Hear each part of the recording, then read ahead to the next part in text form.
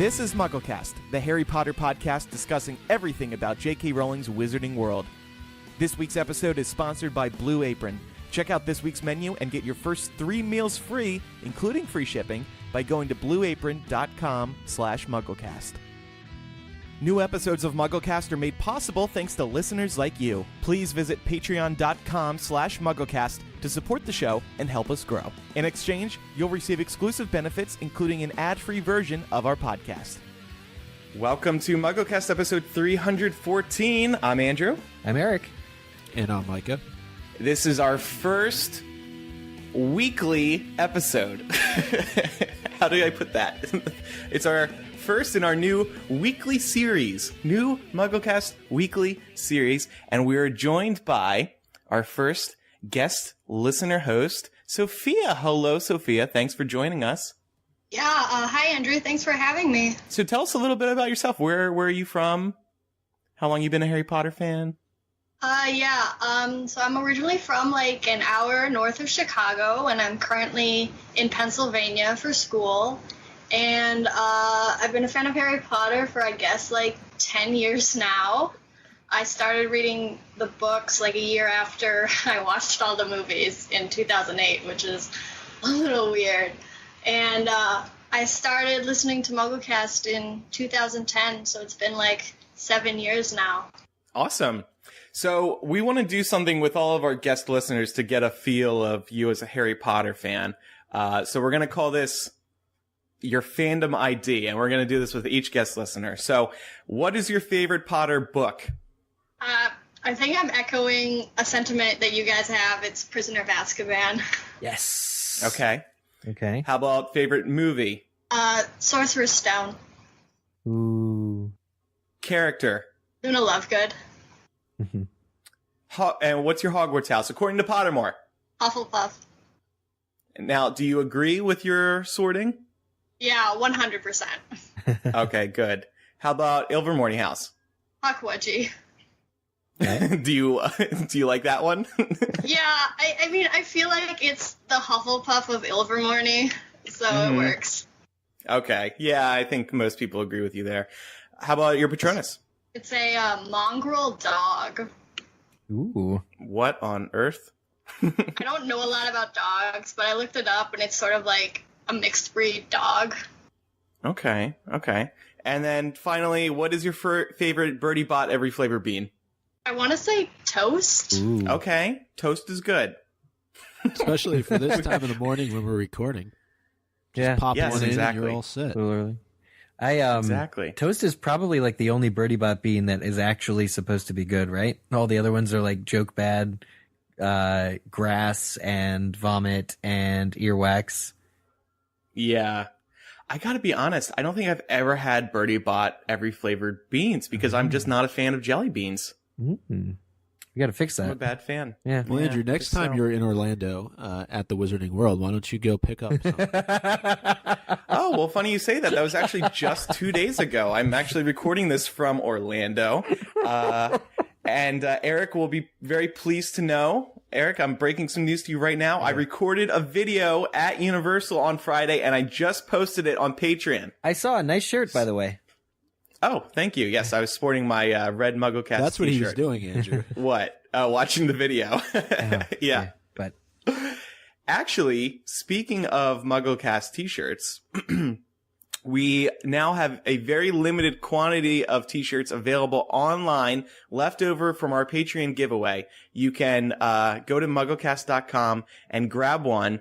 They're $22. We're only doing US, only shipping to the US. I'm sorry about that, but that's just the way it is.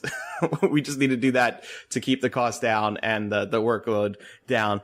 So check out MuggleCast.com and you will find a link if you scroll down a little bit on the homepage to order the shirt. Again, limited sizes, limited quantities. We're just selling the remainder that we had left over. They're about $22 and that includes shipping. yeah, you can choose So now's one your chance. of 2 designs. Really, really nice designs that worked out by the same woman who's done all our designs in the past.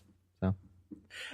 Yeah, they're great shirts. Yeah. So definitely check those out. Anyway, so on today's episode, so the Fantastic Beasts Blu-ray is now available. Did we all purchase it? We did. Yes. and watch it? Yes. I watched the features. I haven't rewatched the film yet.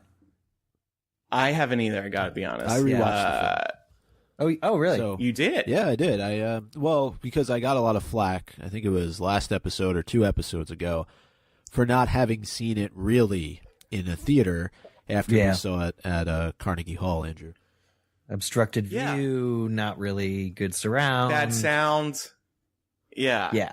Yeah. We were watching from a weird angle. Mike and I were making out the entire time, so he wasn't even really very watching. Distracting. So, Micah, now that I gotta ask, now that you've seen the movie, what did you think? I really enjoyed it. Yeah, I thought it was great. Yeah. He says 6 months after the movie comes out. It was really good movie. That was a good movie. I mean, it does look. There is something to be said for watching a Blu-ray on your home screen. If you have a big screen like I do, it's good. Even watching these special features, the deleted scenes, even everything looks more vibrant and beautiful when it's an inch from your. Well, I sit like 3 feet from my TV, but still. Yeah. Yeah. This is the first Blu-ray I've purchased in a very long time. That's a good point. Actually, I can't remember the last one I bought. It's true. I had to bust out the PlayStation 4 to play the Blu-ray. Yeah. That was my case too. I have a PlayStation 3, but I never use it. I only bought it for Blu-ray basically years ago and Grand Theft Auto, but then I sold that. And I like my controllers were dead, so I had to go buy a new wire because I couldn't find the wire to charge the wireless controllers. Anyway, it's a real pain in the butt. Well, geez, but I guys. did manage Go on. to watch. Yeah, no, I mean, I only bought it so we could talk about it on the show. Well, that makes sense. I bought it because it's something I'd like to own as well. But I'm going to start a society for Andrew and Micah appreciating their PlayStations because the PS4 and the PS3 are good systems, and maybe I'll gift you guys some games for your birthdays or something so you can play them more. Don't bother because I seriously right now have my PlayStation 3 listed on eBay because I'm never using it again. Well, it's a good thing there's not going to be any more Blu-rays coming out of Harry Potter movies that we have to talk about on the show. Yeah, I'm hopeful that by the time Fantastic Beasts 2's Blu-ray comes out, they will start putting deleted scenes on the digital release, which they really should have for this. The special features weren't a part of the digital release. Otherwise, I just would have bought that. I'd say that's a fair point, especially because of how much that's being pushed now. Like the digital release for Fantastic Beasts happened weeks ago. But it was also available in the combo. Yeah. So yeah, that's right. You could take your pick, DVD, Blu-ray, or digital. If you spent the what was it? It was like $25, $30. Yeah, just about $24.99. There was a steelbook version at Best Buy for $5 more, but it seemed to have comparable features. Oh, actually, that was for the 4K release because I do not have a 4K TV, so there was no 4K. point in it. I don't even know what that is. 4K? $4K HD, UHD, Micah. You know, back in my day, we had 16 colors on our television. We got to call Kevin Steck. He'll tell you what. VHS. Pop in the cassette. Well, seriously, Kevin has the best television I've ever seen in my life. We got to call him up. He'll tell you all about it. Sophia, what did you think? Let's get your initial thoughts on Fantastic Beasts. Yeah, have you rewatched it since owning it on home video? Yeah, I actually got the digital a couple weeks ago and watched it, and I think it's a really good movie. I also saw it a couple times in the theater, so there wasn't a whole lot new I noticed, but I wanted to sit down and just be like, I know it's Harry Potter. Do I still like it besides that? And I do. Good. That's great. Yeah. It's good to ask yourself that question, and it's even better when that answer is yes. I was looking for what Gina had pointed out with the conversation between Graves and Credence, where there was... Yeah, what do you think? I would need to know the exact moments because I was listening for Johnny Depp, but I didn't hear it. And, okay. And again, it may just be that I need to know the exact scene between them or the exact lines that she was referring to, but I tried to see if I could notice it. I didn't really notice that much of a difference. Seeing this movie again, and as I will be, I just needed more time. But I expect to find lots of new things, or even just appreciate old detail, costumes, and all that sort of thing. Because when you're watching it in a theater and it's an event, you're kind of focused more on the dialogue, I think. So I'm gonna be paying extra attention to the world around the characters next time. So the real reason I bought the Blu-ray and our main discussion today, we're going to be talking about the deleted scenes and one featurette in particular, which was called Before Harry Potter, A New Era of Magic Begins. Yeah. Let's start with the deleted scenes. Let's. Who wants to lead us through that? I'll do it. There are 13 deleted scenes. Oh, no, 12. Now, did you watch these with True Black on, or did you watch them? I did not go to Kevin's something else in New York. Yeah, okay. Standard HD TV, nothing special about it. So we'll go through. We'll give the official names of the deleted scenes, which I often find to be kind of funny. Yeah, those are interesting. I don't know if they provide really any more insight into the actual scene, because a lot of times there are these names and then what actually happens in them has nothing to do with it. So we'll start off with Major Investigation Department.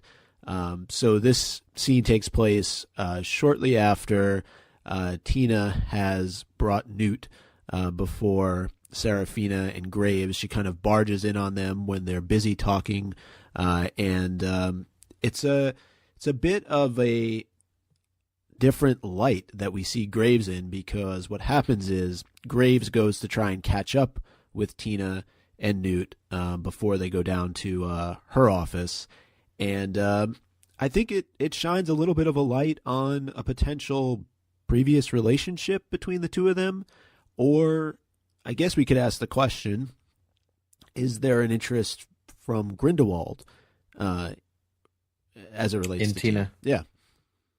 What did you guys think? He definitely gets closer to her than you would think would be normal. And in fact, the entire scene, if you look at Eddie, he's just like, Newt just is like, does not know how to deal with this, because Graves gets really close and is like, Tina, and he like pulls out a handkerchief and wipes the like mustard off of her lip.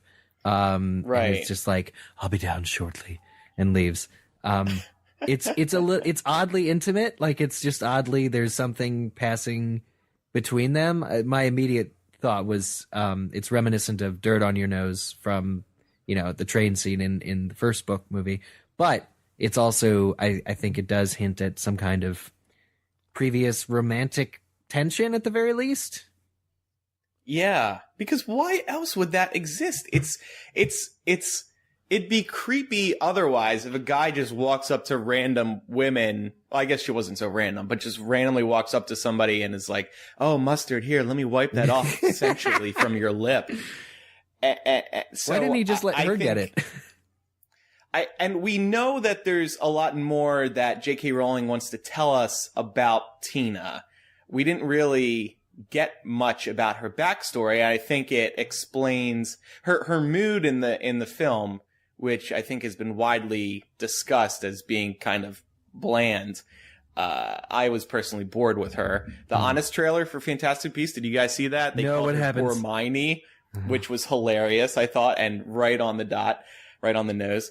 So I think there's something there, and then they decided to cut the scene because, like, it doesn't really, we don't learn more about what is going on between them or what went on between them. And then, like you said, Micah, like, what could there have possibly been something between Grindelwald and Tina? That doesn't make sense, because wouldn't Tina be, like, weirded out by this guy wiping mustard off of her lip? I think... Yeah. A little bit. Yeah. Like, yeah. So maybe it had to have been Graves and Tina, something going on there. Well, Catherine Waterston did an interview recently. I am failing to find the quote at the moment, but she was asked specifically about the mustard deleted scene.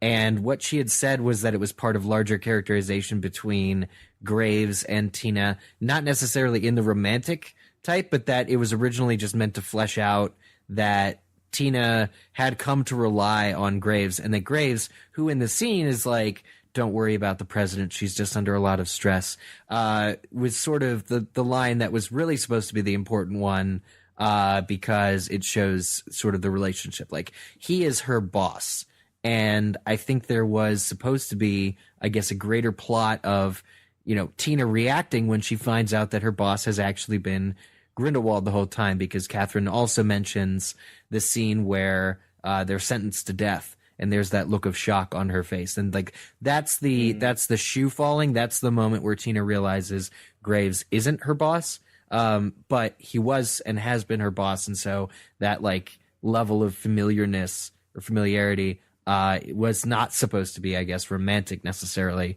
but they did have a close connection that was not in the film. Okay.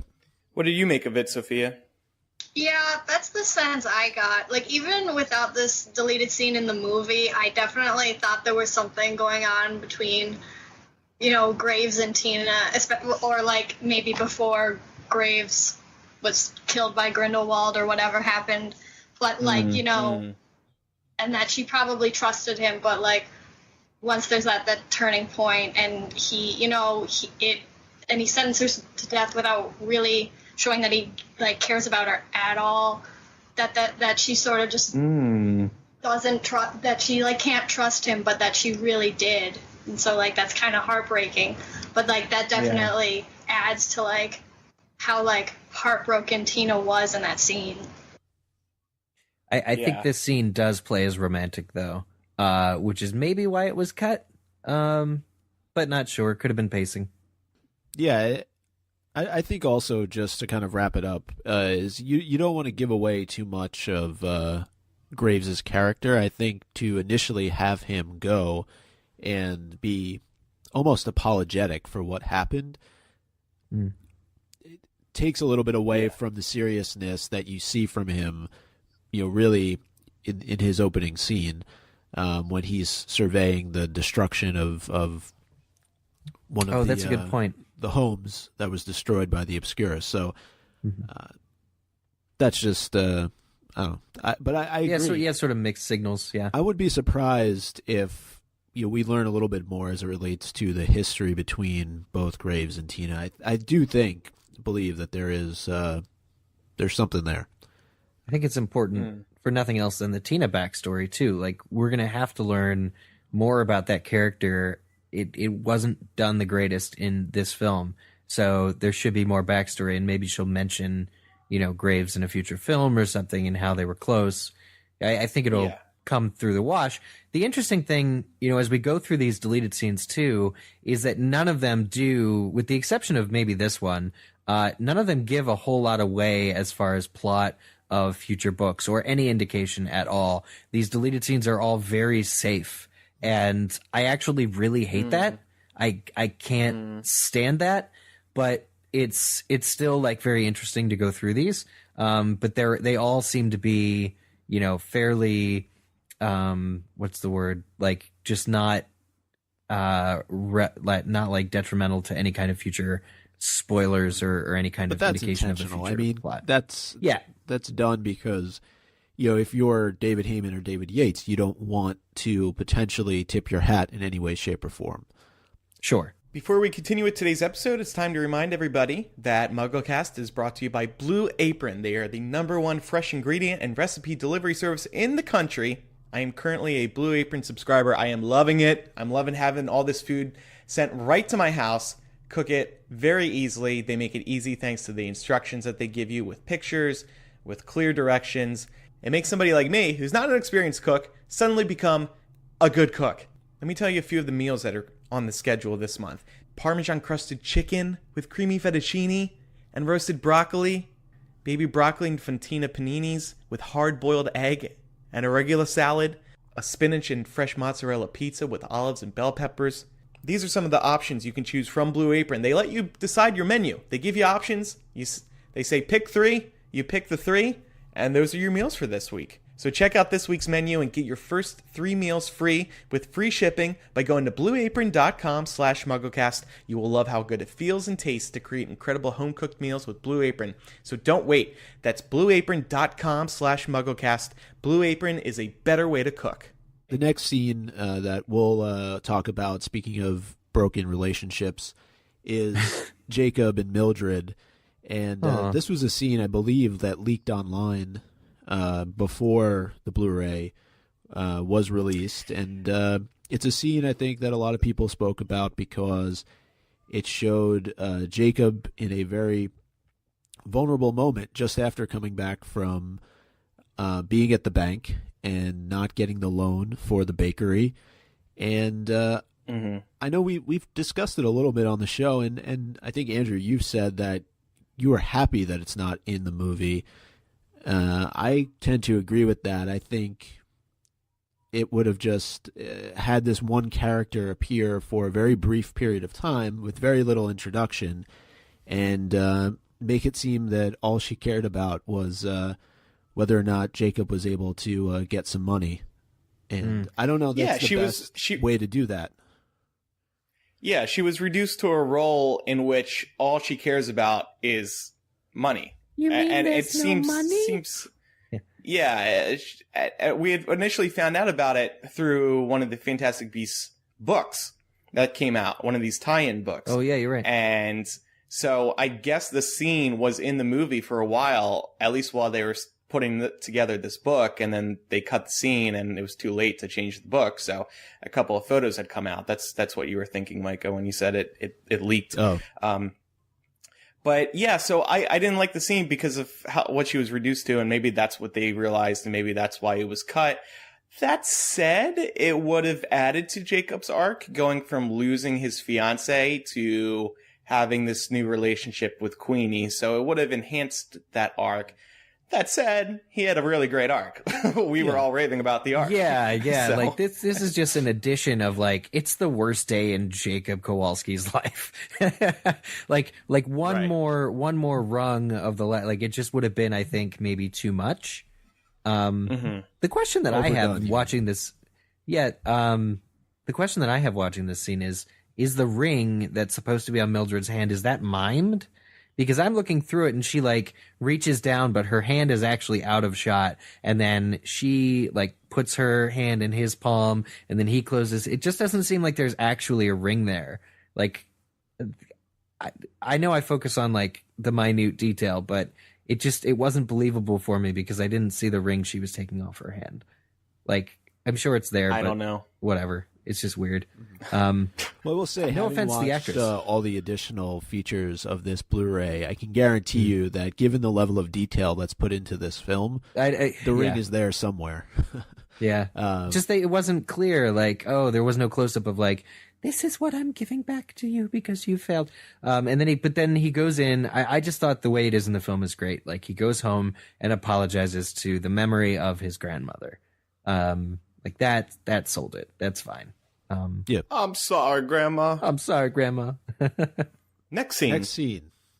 Newt's case. And this was one I'm confident leaked online because I saw it myself before I watched it on the Blu-ray. And that was the introduction of the runespoor, right? The three-headed snake.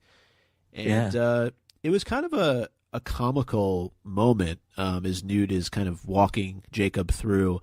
And he jokes about normally being afraid of snakes, and then we see the massive runespoor appear behind him. But prior to that, there's a little bit of a joke between Newt has one of the runespoor heads kind of coned like a dog that's just been neutered or spayed, is what I thought of. Cone of shame. Yeah, it's a cone of shame, and it's so that this snakehead doesn't bite the others, and so I thought it was a nice sort of tie back to something that we would be familiar with. But I'm fine. I don't feel one way or the other about the scene being deleted. This is one of those scenes I was like, okay, I can see why it was cut. Bye. I mean, I don't know that it like delays any kind of like it would if they've already completed the CGI effects. Like, what is there really like a reason not to include it? Because I think the more beasts that you have in the case, the more wonder in the world there is. Like, if they like, I really want to know why it was cut. Just because, is there any downside to having that scene in the film? It slows the pacing down. But we didn't want to ruin the pacing. It's sort of a funny joke. I will say though that like that head is so small with the cone on it that you could see that creature and be looking at one of its other heads and not even notice the cone. But it's a very funny joke. Yeah. It would have been funnier if Jacob turned around and saw the massive runespoor and kind of freaked him out a little bit.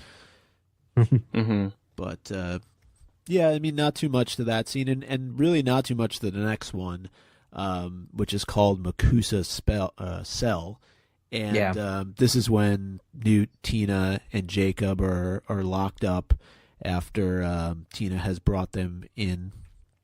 And Graves is about to interrogate them, and the two creepy women, whose names I don't know, show up to take them out of their cell and put them in shackles. And there really just wasn't a whole lot to this. There's a very creepy "Mr. Graves would like to see you now" line, reminiscent of like horror. He would like to wipe more mustard off of your face. Yeah, exactly. You're unclean. You're impure. We must get the pureness out. Yeah. No, is there something I'm missing from this scene? I mean, it was. I didn't understand it either.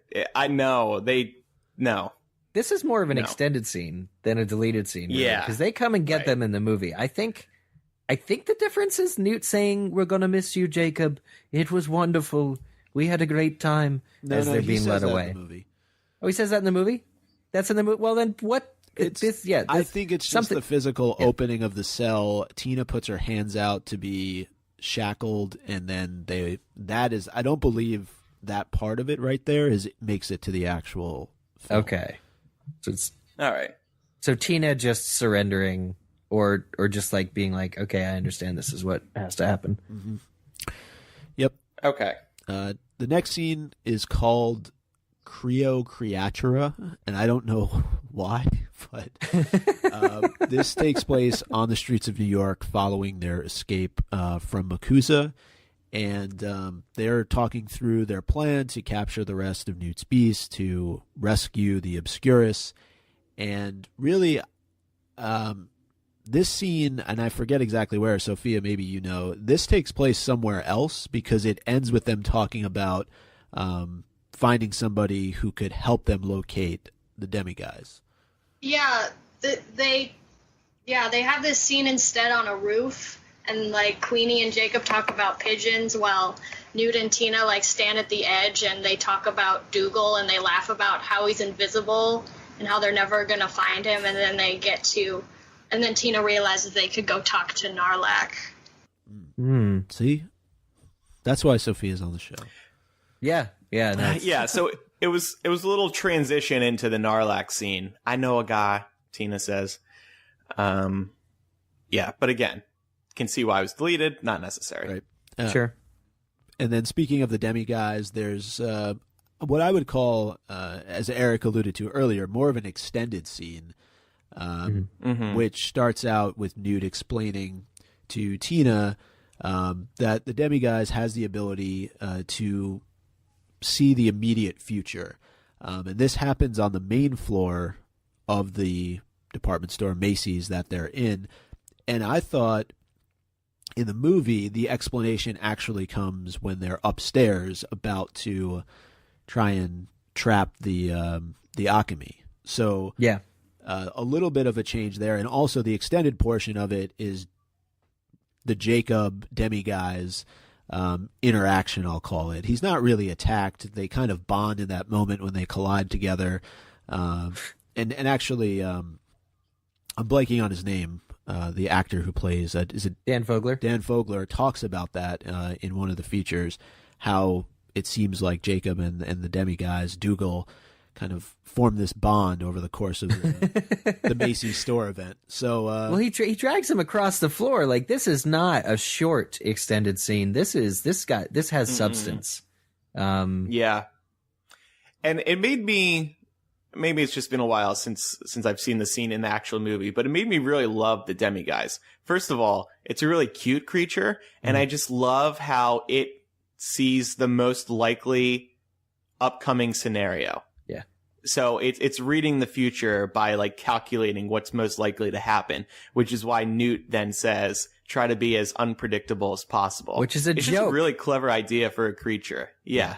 Yeah. Mm-hmm.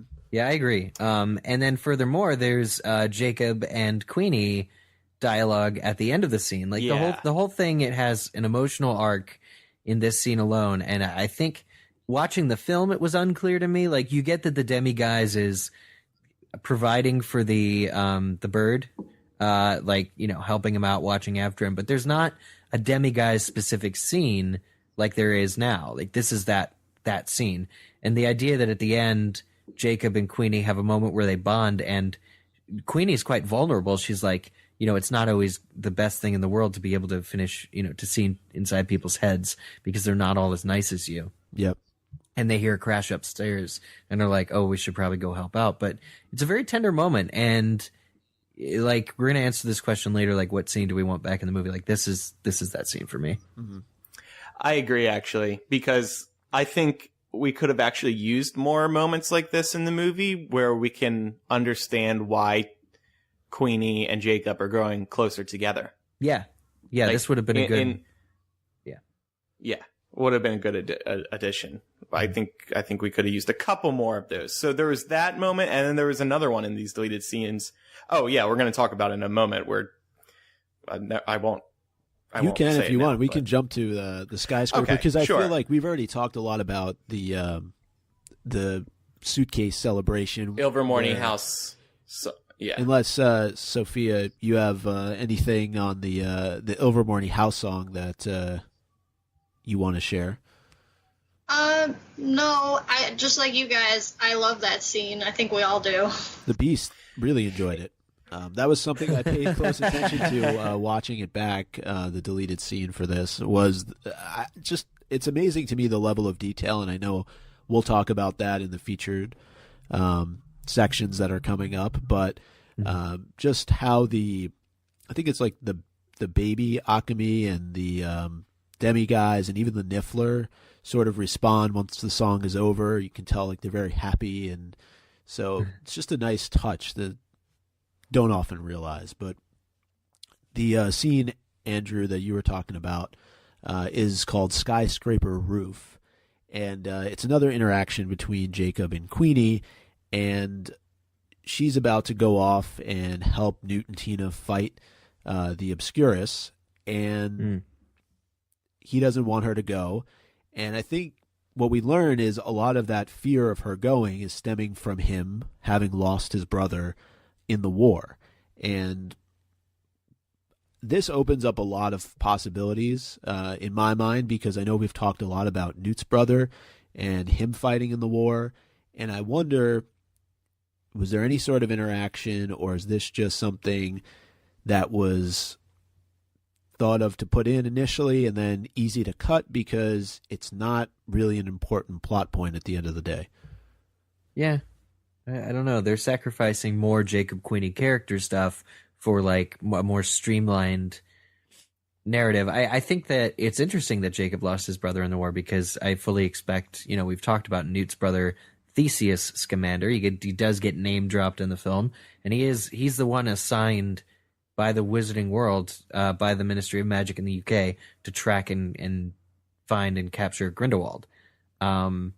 So I foresee a future in a scene in the future where if something bad happens to Theseus, you know, Jacob can really relate to Newt and being like, hey, my brother was lost too. And now that it's not in this movie, I don't know that will feel as natural in a sequel for Jacob to be like, oh yeah, my brother, you know, and kind of getting closer to him and trying to help him out, calm him down. Mm-hmm.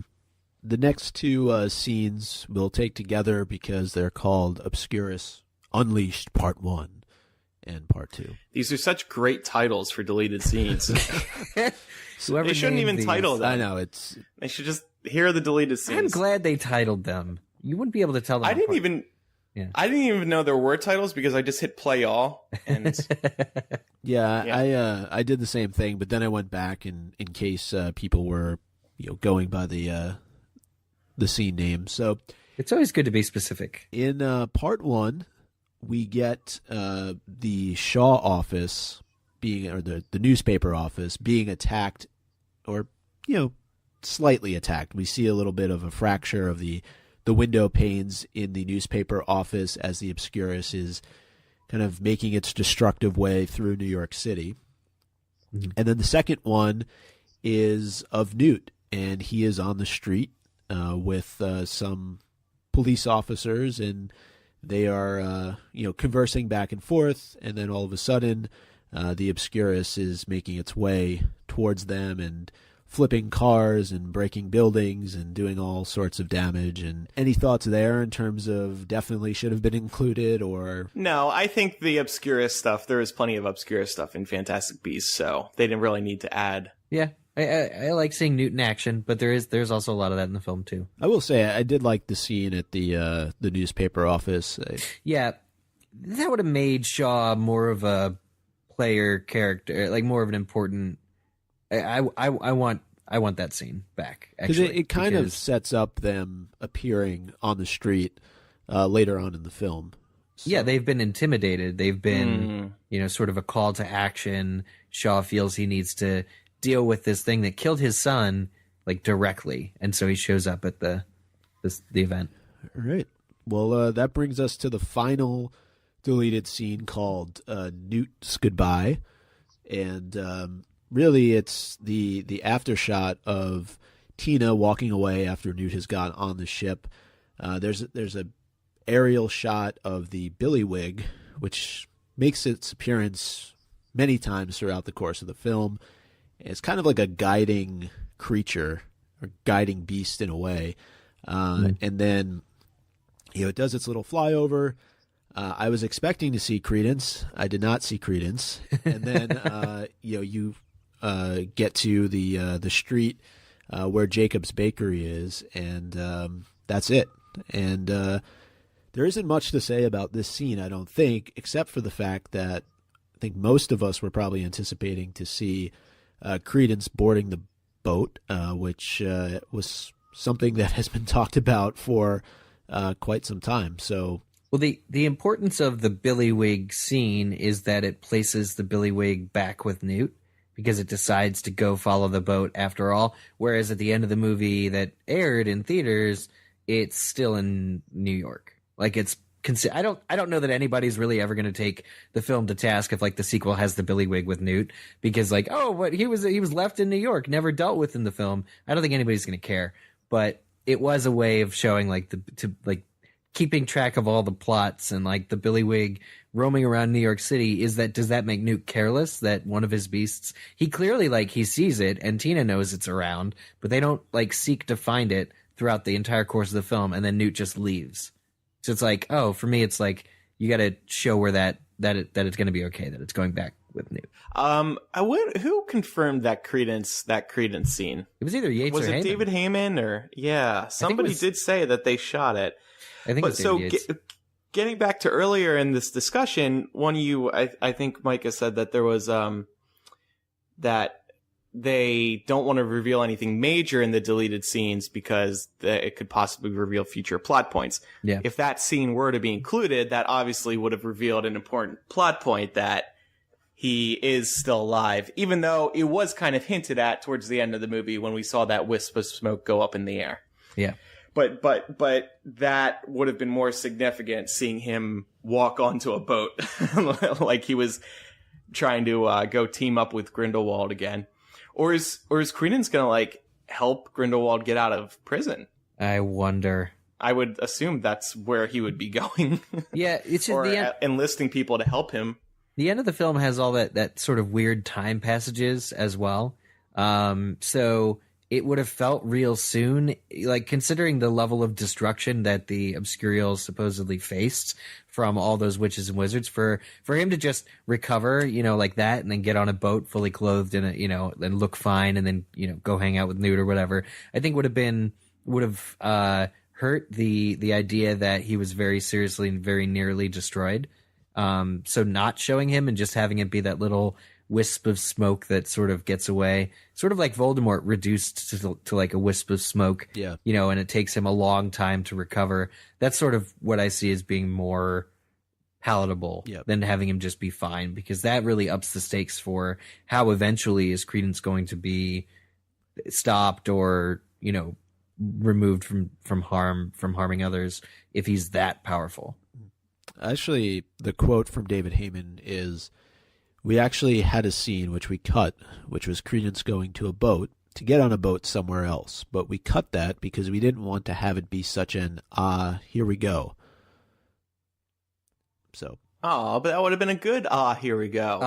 Here we go. Here it goes. He's still alive. I definitely need to see the sequel now. He goes on to say him getting on a boat, maybe a boat with Newt, maybe not, and heading off out of New York. Maybe a boat with Damn it, Newt. Heyman. Be Maybe more not. specific.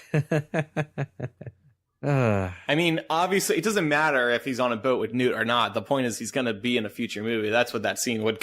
Well, he's already. They confirmed that though. Yates definitely said that Ezra Miller's coming back, and he's signed on for more than one film. Yeah, my guess is he's going to try to get Grindelwald, his new boyfriend Grindelwald, out of prison. I don't know. He betrayed him. I think Credence is totally for Newt now. Yeah, but no, really, Sophia? Yeah, well, he's really upset with Graves at the end. He feels like Graves betrayed him. You mean Grindelwald? Well, he doesn't know him as Grindelwald. He sees him as Graves. Oh, but yeah. Right. Yeah. But that could be an interesting. All right, well, point, though. If he doesn't know Grindelwald and he knows Graves, maybe that's an open door. So he has to get reintroduced. Well, no, I'm just saying if he could easily be somehow lured over to the dark side by Grindelwald. He doesn't know Grindelwald. Yeah. He's never seen him before. So yeah. If Grindelwald's in prison, it would be hard to get at him without realizing. Like every wizard would be like, "Did you hear the magical government's been infiltrated? It wasn't Graves after all. It was Grindelwald all along." I think. Does he still have the pendant? I wonder. I don't know. It's a good question. All right, so favorite deleted scene that you wanted to keep in the movie? Let's go around the table here. I think for me, it would, just to keep things weird, I'm going to go for the Tina and Graves mustard scene. I want that in there. I want more information to be revealed in future movies. Mm-hmm. I'll go. We talked about it. The demiguys dragging Jacob around scene. That guy can't catch a break. But also for the touching Queenie part at the end. Yeah, I'm going to agree. I think the demiguys scene. I'm gonna go with the Billywig just because it gives us closure with the Billywig. Oh, there you go. So you are the type of fan that cares about that. So that's good. Closure for the Billywig. Justice for the Billywig. So moving on to the other part we want to talk about today is this really, really good featurette. I think besides the deleted scenes, I think this was the highlight of the Blu-ray. Tell us about this featurette, Eric. So it's 15 minutes long, and there's really good music that's set to it. It's a very happy featurette. It talks really positively about getting back onto the saddle of doing a new era of. So it's called The New Era of Magic Begins, and it starts off with J.K. Rowling, and she has this quote. She says, "I was in the wizarding world in my head for 17 years, and if you've been with something for 17 years, it doesn't leave you. It's not just that I wrote it for 17 years, it's that I wrote it during a very tumultuous period of my life, and it was always there for me." And she said, saying goodbye to it was a bereavement.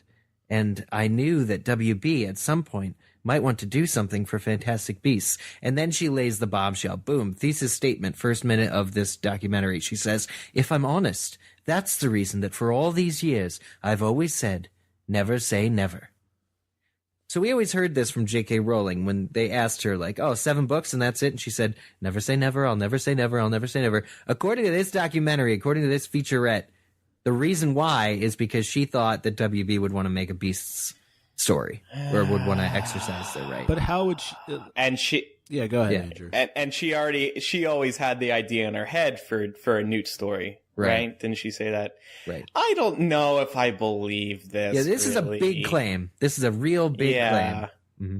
Yeah. What were you going to say, Micah?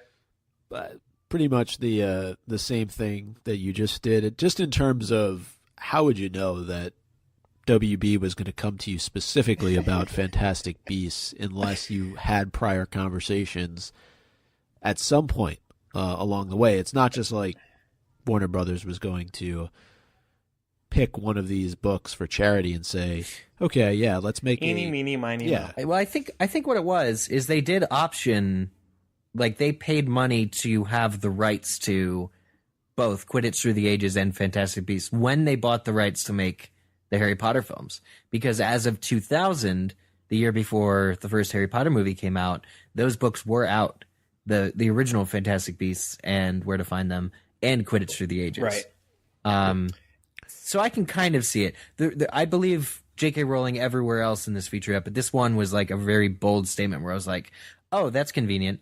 But she quick... Yeah, go on. No, what I liked about this feature, though, too, was that you got the groundwork, the backstory for how the Potter series came to be. And I'm sure it's probably on other Blu-rays or DVDs, whatever, they make movies on these days. But one of the things that kind of came back to my mind was when David Heyman was on the show, way back on episode 200, was it? Yeah. He talked a little bit about this, and he talked about, I think wasn't it Lionel Wigram who was, who's in this documentary? One of the producers. In this feature as well. And you get the backstory for how Harry Potter came to be, right? David Heyman comes across this book in 1997, and he sends it to Lionel and says, "Hey, this would make a great movie. You should think about it." And it's always interesting to me to learn how something as big as this came to be. And even J.K. Rowling talked about it as she was pulling up to this field in the middle of Leavesden where they have recreated, and I know we'll talk about this probably on another podcast, the streets of New York. I mean, it's just it's unbelievable how this all came about, just because David Heyman, was really in the right place at the right time and sent it to the right person, and it's all kind of grown from there. Yeah. Yeah. And here's what Heyman has to say about making Harry Potter, all the films. He says, people talk about making an event movie or a franchise. The people that worked on this, it was never about a franchise. It was about making the best movie possible each time. So... did you just play a clip, or was that you? No, he keeps. I can't tell the difference. I do a pretty sick David Heyman impression. Not to his face though. You should listen to episode 200, everybody at home, because it's a good interview. But I do not impersonate him to his face. But yeah, he basically, like, he's very, like, it might be damage control, but he's just like, look, we all really care about making these films, and for him to say it was never about an event, it was never about a franchise, I think is absolutely true to them. Like the films are a celebration of the world and the artistry of creators working in this world today. And I really feel that. So this documentary, like this featurette, starting this way, shows and kind of gives a lot of momentum to what they talk about the rest of the feature, which is, first of all, writing the film, casting the film, and then working with, creating it from a standpoint of what is David Yates' directing style. So it kind of launches into, we wanted to make a really great film, and here's how it happened. So it's kind of cool. Yeah, and I do believe Heyman when he says that here, because you've always been able to tell with him, he's a genuine fan of this story, of this series, just like J.K. Rowling is, obviously. And I think David Yates, and we'll turn our attention to him in a minute because he's a big focus in this featurette. I think he's very passionate about this world as well. So I think they do it out of the love. And hey, the money's not bad either. Yeah. Yeah, well, so David Yates says, apparently David Heyman called him up and he said, would you read this script? And he said, David, I'm not quite sure I can go back, but I would love to read it. Having spent 6 years on 4 Harry Potter films, I'm not sure I felt entirely right going back, but I read it and I was absolutely enchanted, and it felt so fresh, different, and special. Sorry. We've spoken about this before. I think we were all a little surprised when David Yates decided to come back, because I think I've said this. He was exhausted at the end of Deathly Hallows. You could tell. I mean, even like doing press stuff and the set visits, like it was just very clear that he was ready to take a break from the Harry Potter world. And on the other hand, people were disappointed that he was coming back, because people were hopeful that there would be a new vision behind the Wizarding World. If like you're going into this spin-off series set in the 1920s, you're hoping for it to be very different from Harry Potter, and bringing on the same director just isn't the best way to do that. That said, everything turned out fine. I think they did it so it was too big to fail. They put Rowling, Heyman, and Yates all back together again, as well as Stuart Craig and all these others, and they did what they're great at, which is making good movies. And since it was not based on a book, we were all very pleased by it. I continue to hear from people that they were pleasantly surprised by Fantastic Beasts, because we all went in with these lower expectations, not knowing what to expect, kind of thinking like, will this win us over like the Harry Potter movies did? And of course, it's not Harry Potter, but it's damn good. Yeah. So Yates describes the script as being all of those things that a filmmaker looks for in a piece of work that allows you as a storyteller to flex all your muscles. He says he phoned David Heyman back and said, I have to make this film. So that's just cool, though, because here's a guy who didn't have to make this film. He's made 4 of them. He's produced, he's directed half the Harry Potter films in existence. He does not need to come back. But after reading the script is so, inspired by it. Like whatever exhaustion he may have had, wiped away by saying, okay, no, I need to do this. So it's always impressive to me when people are like, I read the script and I thought it was amazing. Because I've read some scripts, and I just don't understand them. I'm like, I'm so bored. Every one of these scripts is boring to me. You have to have a certain eye when you read scripts, because you can't feel the pacing or emotion or anything in a movie script. Yeah. Yeah, it's a lot farther. Like, did anyone read the Fantastic Beasts script book and go, I have to adapt this. This is just amazing. I mean, but that was a finished product too. Like the one that Joe turned in was, she said like 12 pages or something, and it was just, it was short. But anyway, there was enough in there that he loved it. What I didn't know, I guess may have been mentioned, but Joe actually retained Steve Kloves. So the guy who adapted, and she doesn't really say what capacity. I'd have to look at like the credits for like, if he's billed as, I doubt it would be co-writing, but Joe used Steve Kloves as a resource, basically. Her quote is, I said from the beginning I wanted Steve involved, and while I've written the screenplay, he's been there, which has been amazing just to have him there for advice and everything. So it's nice that, talking about working on with the old team again, that Joe, would bring even him on, even though there's not a book to be adapted. Well, I think we may have speculated about this. She needed help writing a script because she had never written a script before, and writing a script is a very, very different process than writing a book. You have to format it a completely different way, for starters, as we all learned when we reviewed the script in the printed version.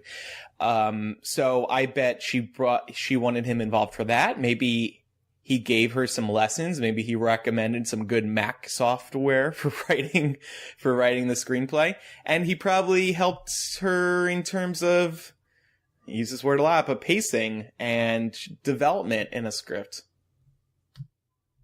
So. Yeah. The most interesting part of this featurette, my absolute favorite part, is Joe talks about cracking the script, about developing the story, but she did it very much with David Yates and David Heyman. So all 3 of them would meet together.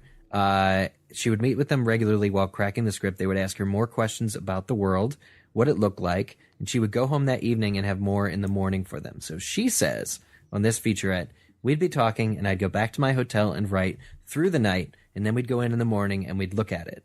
And Yates says, and we'd play the characters out together. And when you do that, the movie starts to sort of come into the room with you, and as we read together, we could discuss each moment and figure out how we would make certain things better.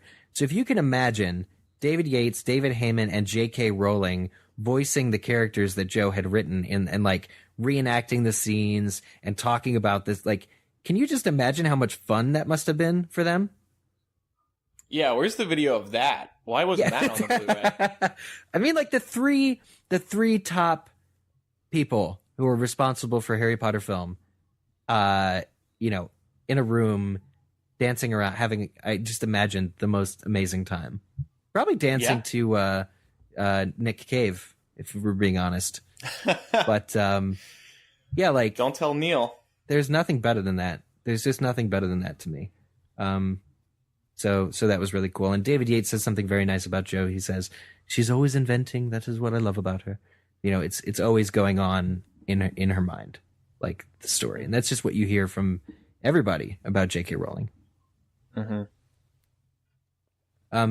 So the next part of the featurette's on casting. And just nice things are said about each of the actors by each of the other actors, and the producers say nice things about the cast. And in general, the one part that sticks out is at the beginning, Jo says she was asked always on Potter when they wanted to cast people, but she was even more involved this time. And I think that speaks a lot to, who these characters need to be, not just for this film, but for all of them. And there's a point in this feature where Catherine Waterston talks about Jo either accidentally giving away, or she just can't help herself giving away to the actors, future bits about their characters, what their characters might do or might be.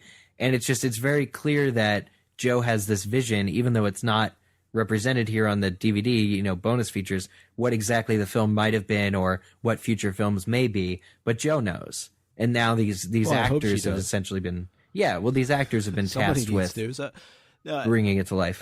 And, in this section, a couple of the things that stuck out to me, you had a few quotes that you put here.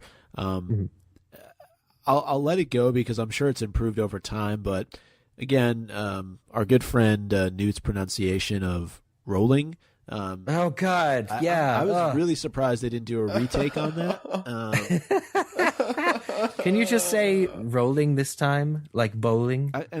He wasn't the only one. I think there were a couple of people on the crew that, when they were interviewed, did the same thing. But anyway, the point that Heyman made about casting a 4 and not casting 1 would, to me, contradict some of what they've said about Newt not being the focal point in some future films. Because if you're really putting so much emphasis on casting 4, you would think that they will be very important to the future films.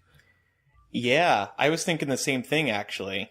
And it makes sense. They've built a lot of marketing and story around these characters for the first movie. So I think that this is basically confirmation that all 4 characters are going to have significant roles in the future. It remains to be seen how Jacob will be. I think that'll be the most interesting one, like how they're going to work him in, have him be a helpful Muggle, nomad. And that was the other quote that I focused on, Eric, was the one about Jacob from J.K. Rowling saying, what was interesting to me was how difficult it was to find Jacob. He needed some acting chops.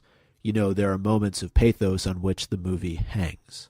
And it's true. Yeah. I mean, he's really, in many ways, and we've talked about this, the centerpiece of the film. And one of my friends who saw the film for the first time recently said pretty much what they're going to do is they're going to endear Jacob to everybody and then find a way to kill him at some point in the series. He is the emotional centerpiece, the heart. I mean, Newt is too weird.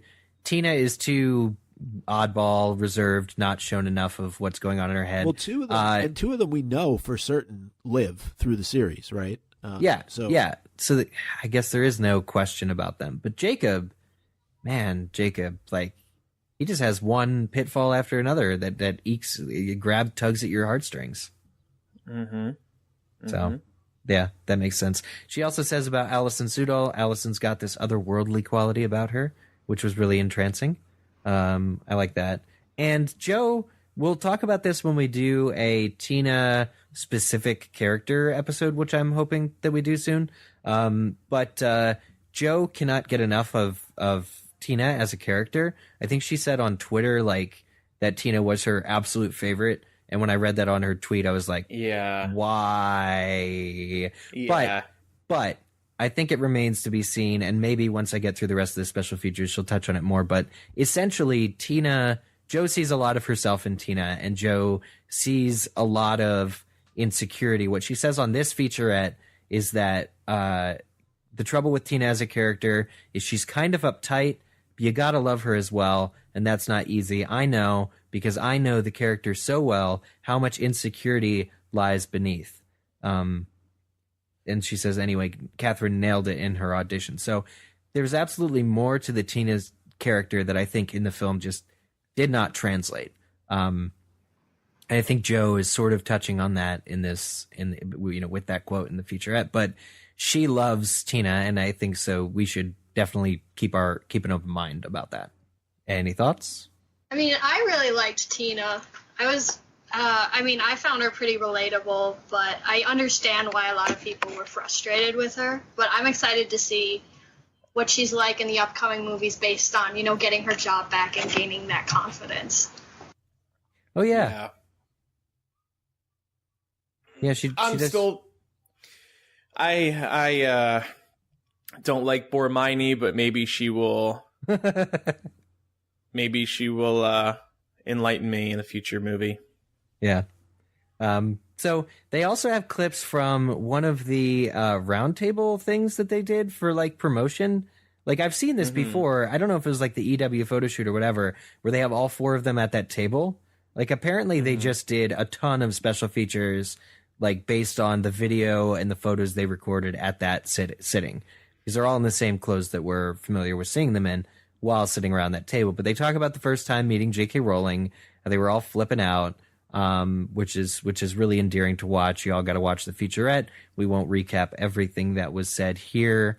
It was very cute watching them geek out over meeting J.K. Rowling. Like you could tell they were genuinely super excited. And they actually had a camera like on set, which makes sense, but like it was back a little bit for when they actually met her for the first time on set. So that was cool. And then the last bit of this featurette just talks about David Yates' directing style, and everyone's really complimentary. Like David Yates, if you've met him or if you watch these interviews, he is very soft-spoken. But Allison and everyone really say like he doesn't have to yell. He knows exactly what he wants, and he can come up to you and just be like, "Right, okay then." We even hear from the Chastity actress.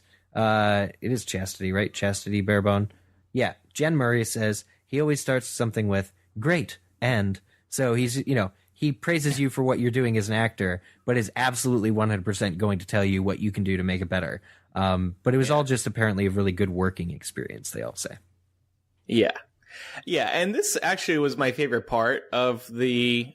We keep calling it a featurette. It almost feels like a documentary to me, a miniature documentary. It was nice seeing everybody rave about David Yates because he has been such an important player, and they had all this cute footage of him running around the set as the actors were describing the fact that he always bounces around the set. So it was a really well done part of it. I would love to have watched David Yates watching this part of the documentary. It would definitely put a big smile on his face, I think. But yeah, and it was nice because he's probably directing many of these movies, if not all of them. Right. So it's good to get acquainted with this 5-part director of Fantastic Beasts. Yeah. Yeah, John Voight even said something about him in this. He says, there's like an engine in him. He's in the middle of going somewhere else always when he's talking to you because he's got so many other ideas in his head. So, yeah, really nice things said about David Yates. I was impressed actually with this particular feature within the feature on him and because I think it's always easy to sit here and criticize and theorize and do everything that we do, but when you get to sit down and you see something like this, and I know we'll talk more about it as they get into detail on the sets and the costumes and the props. And the beasts, like you get a much deeper appreciation for everything that goes into making a film like this. The level of detail is close to nothing. I have no real basis for comparison, but hearing other people, including like John Voight, talk about that, and saying, they've went into drawers and cabinets and there were things inside of them, and like he got ink on his hands at one point for holding an ink bottle that he probably thought was just a random prop that had nothing inside of it. Just the level of and we're familiar with it from the Potter films and the work of like Stuart Craig and Mina Lima and so on. It's amazing. I was really blown away by the detail, and then how much effort it came across that David Yates puts into these films. Yeah. Two quotes close this out. One from Yates. He says, "There's a huge sense of responsibility and pressure, but that's easy to bear when you're with your friends." So that was very nice. Yeah, I know. He's like, we have this massive movie series to be getting out, but it's cool because we're with friends. And then Eddie says, I think we all feel we're bound by a sense of responsibility. We don't want to screw this up. We all love the Potter films and love the world. Yeah. And love the world. Guys. Yeah. Love the world that Joe has written and just want to do the characters proud, really, said Eddie. Yeah. Said Oscar-winning actor Eddie Redmayne. So it's pretty cool. Like honestly, like this is as I said, this is a very hopeful, featurette that really takes like a positive view of the experience in the film, and that's really great. That's really what you want, I think, out of a feature. Yeah. And it's also cool because like they're all adult Harry Potter fans now. Yeah. Whereas when they cast the original trio, they were kids. They were kind of fans. We hadn't seen the whole series at that point. Now it's like a new generation of Harry Potter lovers bringing the wizarding world to life, which is kind of cool. Yeah. Agreed. So in future episodes, we'll dive more into the special features on the DVD and Blu-ray.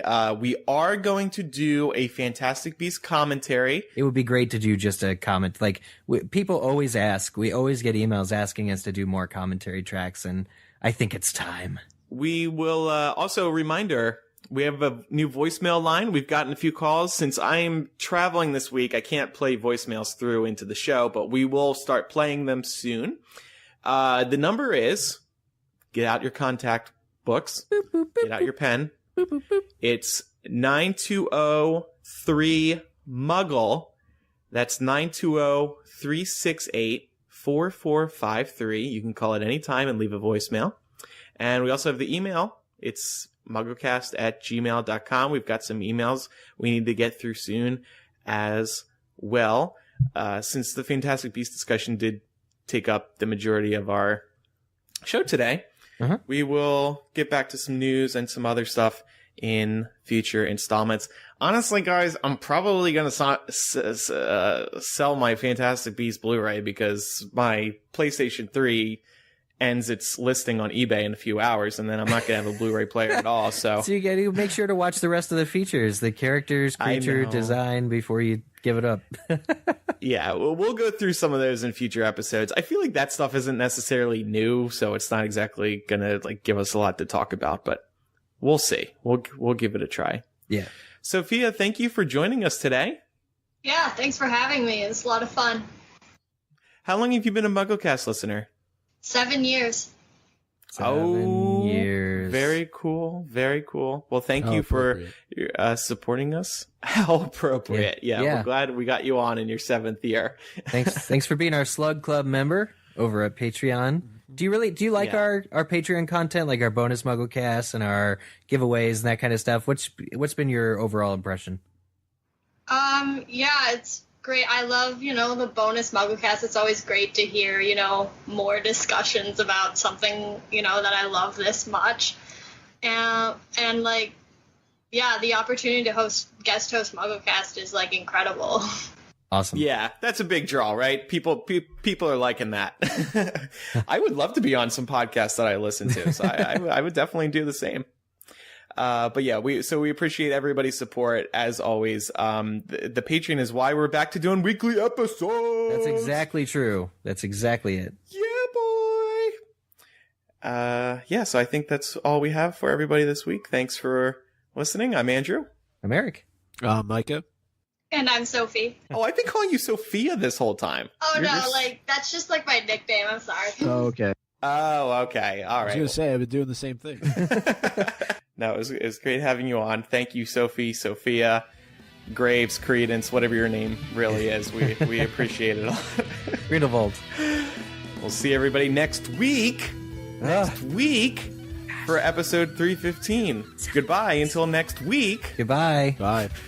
Until next week.